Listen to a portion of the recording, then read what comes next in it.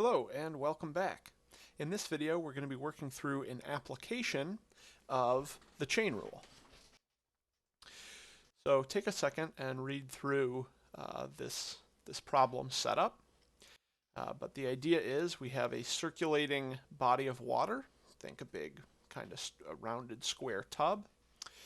And maybe in the past it's been stirred up, and so at each point on the surface of the water, you can describe the motion of a little parcel of the water. So if you dropped, say, a leaf on the water, what direction would it be traveling? So for that we say little parcels of water. And so that means we have velocity components of the water in terms of where you are in the basin. So that's why we have here the east-west velocity u is a function of where you are in the basin, xy. And that's given by this expression. And then we have the north-south velocity given by this expression, again, in terms of x and y, depending on where you are in the basin.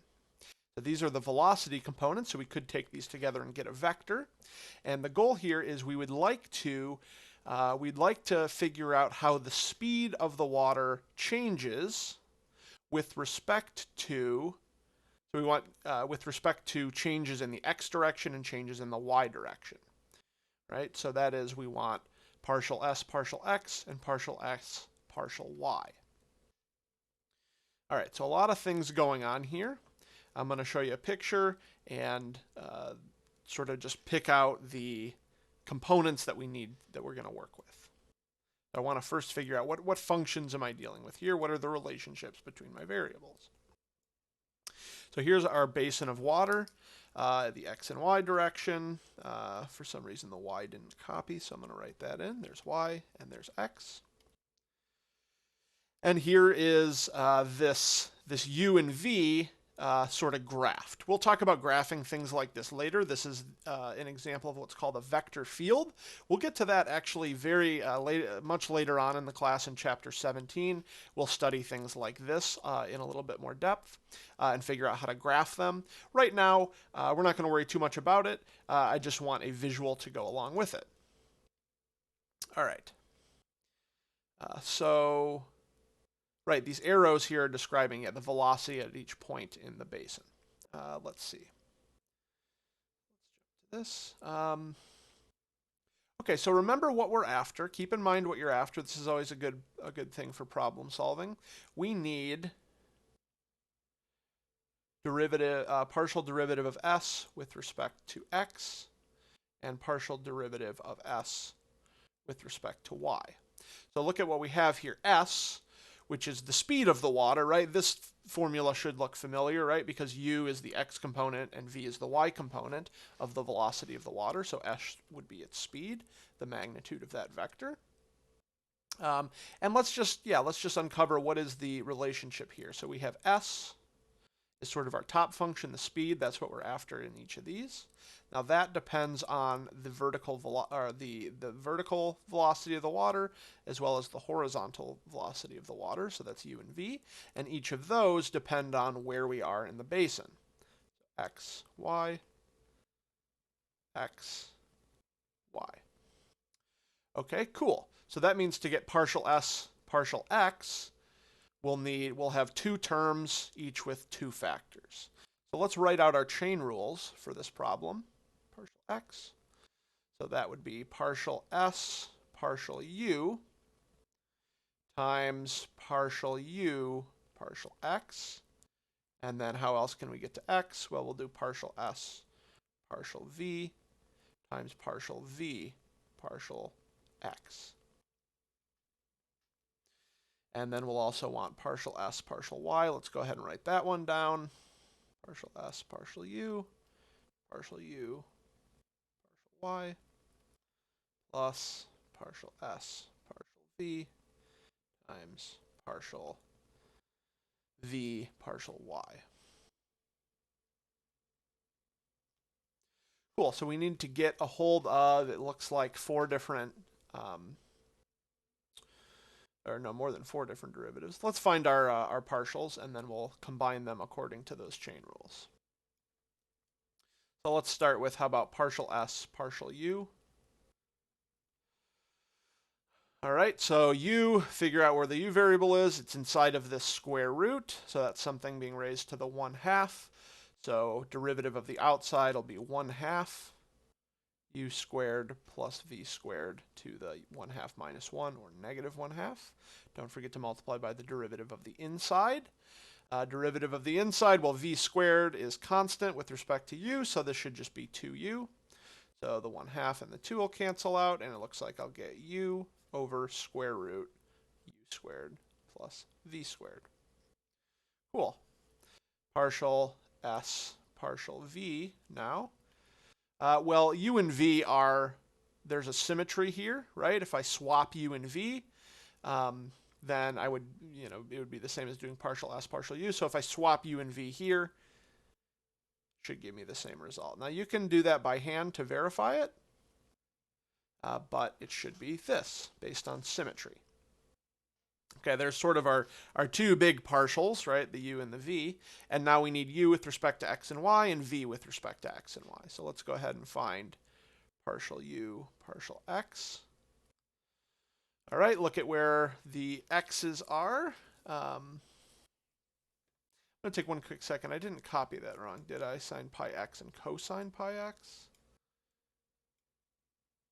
Ah, I did copy that wrong. Look, sine pi x, cosine pi y. All right, that didn't look quite right to me.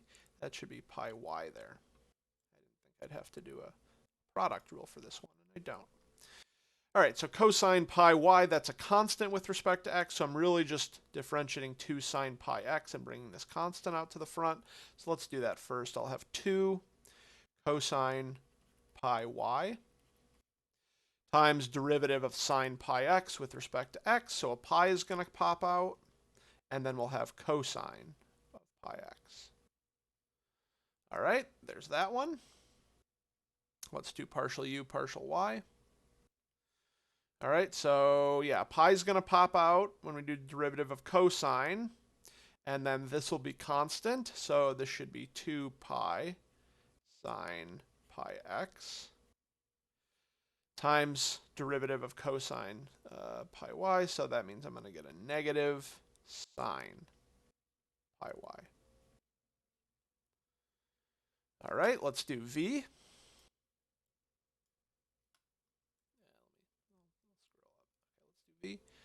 Partial v, partial x.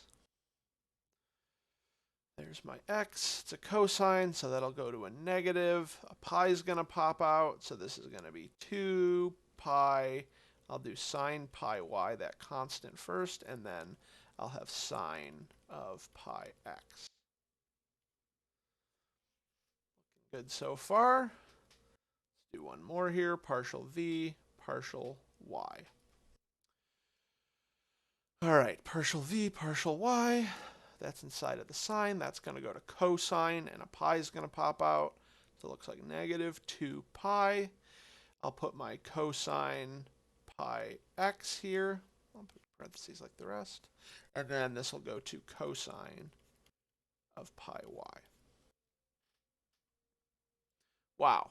All right, we have our have all of our intermediate derivatives now figured out, and let's combine these to find partial s, partial x.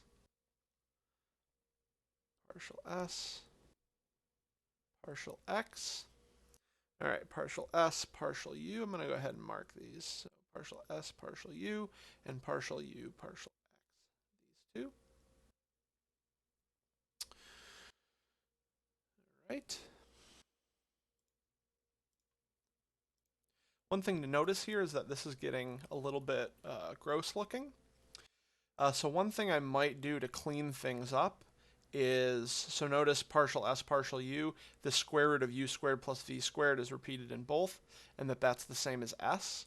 And so one thing I can do is just replace that square root of u squared plus v squared with s in both of these. And that'll just save us a little bit of writing time and make it look a little bit nicer.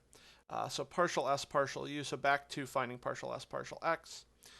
S with respect to u is this one, so I'll write u over s, and then times partial u, partial x. partial u partial x is right here. So that was 2 pi. So 2 pi cosine pi y sine. Nope. So sorry, cosine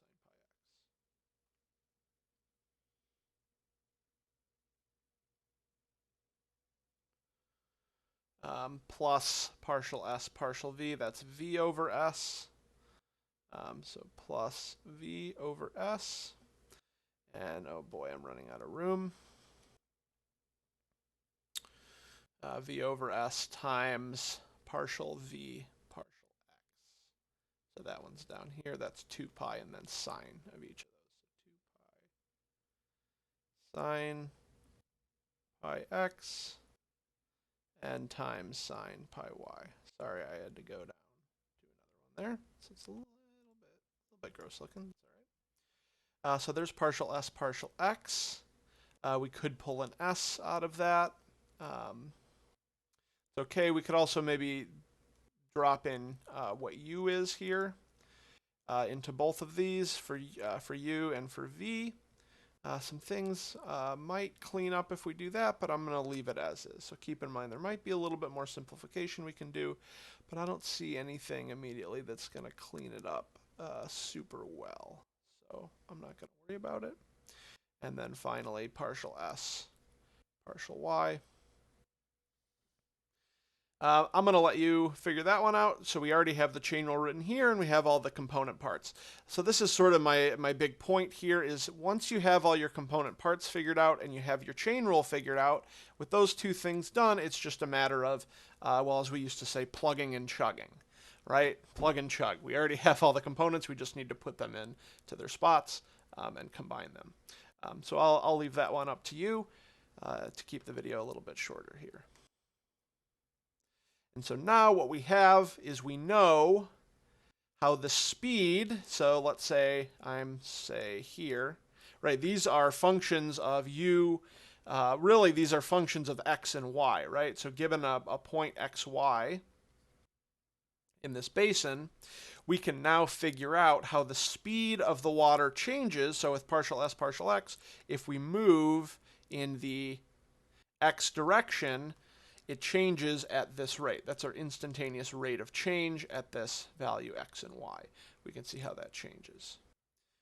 Okay, well, that's it for this video. I'll see you in the next section.